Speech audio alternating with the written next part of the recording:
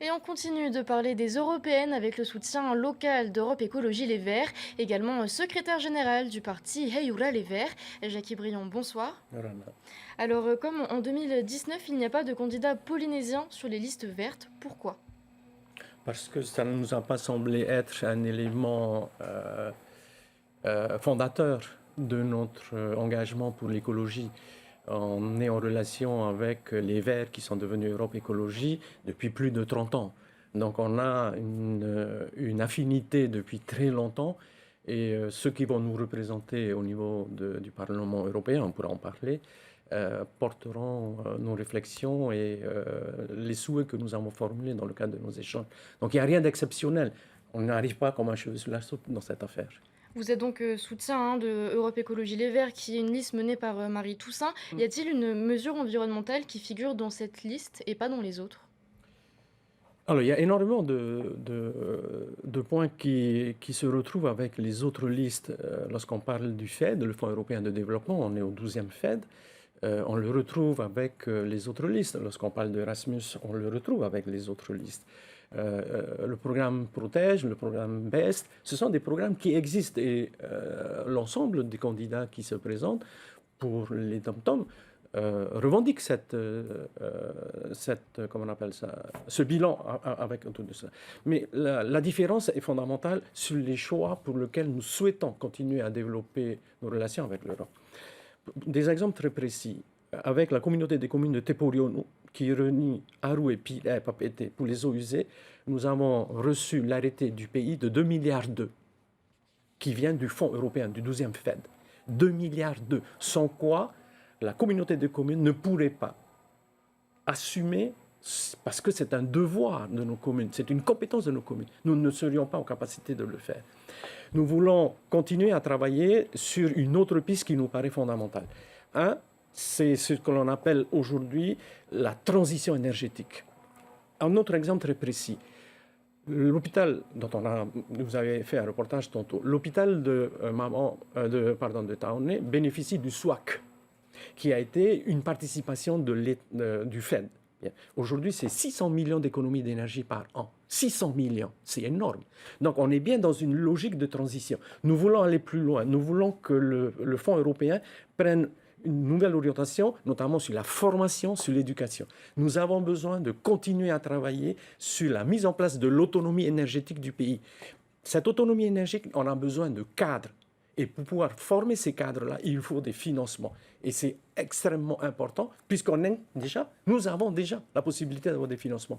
On l'a entendu, hein, votre priorité, c'est la transition écologique. Ça ne paraît pas être la priorité des électeurs au Fénois au vu de vos derniers résultats aux dernières élections. Comment susciter de l'intérêt localement ici sur ces sujets?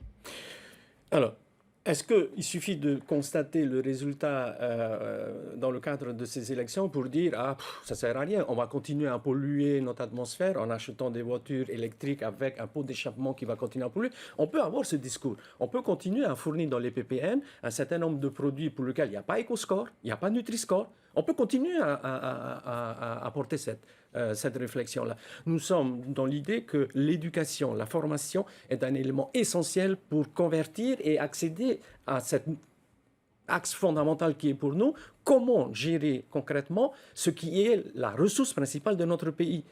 Les résultats des urnes, c'est une chose, mais au niveau de la Polynésie, nous, on n'est pas très performants, on le reconnaît. Mais il faut continuer à travailler, il faut continuer à militer. Et lorsque je dis que ça fait 30 ans qu'on a des liens avec les Verts, ce n'est pas nos résultats électoraux qui vont nous faire reculer sur la pertinence de nos choix. À un moment ou à un autre, on va y arriver. Dans le programme que vous défendez, il est également question du nucléaire et plus précisément d'une cellule de gestion européenne des effets du nucléaire en Polynésie. Pourquoi élargir cette question à l'échelle européenne? Qu'est-ce qui pourrait être fait de plus? La Polynésie fait partie de l'Europe avec la carte d'identité que nous avons, avec le passeport que nous avons. Vous pouvez circuler de par le monde avec le passeport européen. Pourquoi Mais au niveau du nucléaire, alors pourquoi Oui, l'élargir? alors, ça veut dire que l'on va parler de tout sauf du nucléaire. Lorsque vous allez en France, lorsque ceux qui seront élus iront en Europe, ils vont parler de l'agriculture, de l'énergie, de la transition énergétique, mais il ne faut pas parler de nucléaire. Lorsque j'étais aux responsabilités en 2011-2013, je suis intervenu au Parlement européen pour poser la question de la responsabilité de l'État français et comment nous devons, nous, au niveau de l'Europe, apporter des éléments de réponse. À ce moment-là, toute la problématique, aujourd'hui, c'est sur la prise en charge de la troisième génération de nos enfants pour qui on a des suspicions de la modification du patrimoine génétique.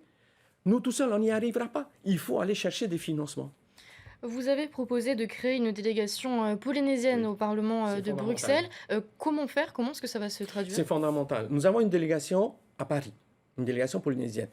Chaque fois que nos élus se déplacent à Paris, ils organisent le déplacement à Paris. Aujourd'hui, pour aller chercher de l'argent en Europe, à Bruxelles ou à Strasbourg, vous allez frapper à quelle porte? Vous n'avez rien du tout. Et c'est d'une complexité. Il faut une délégation permanente ou à Bruxelles ou à Strasbourg, de manière à ce que l'État manage. J'entendais tantôt le candidat qui soutient la liste de Macron. Mais quel est l'outil? Si on n'a pas sur place des Polynésiens, alors il faut qu'ils soient au plus près de la réalité de comment on gère ces dossiers-là.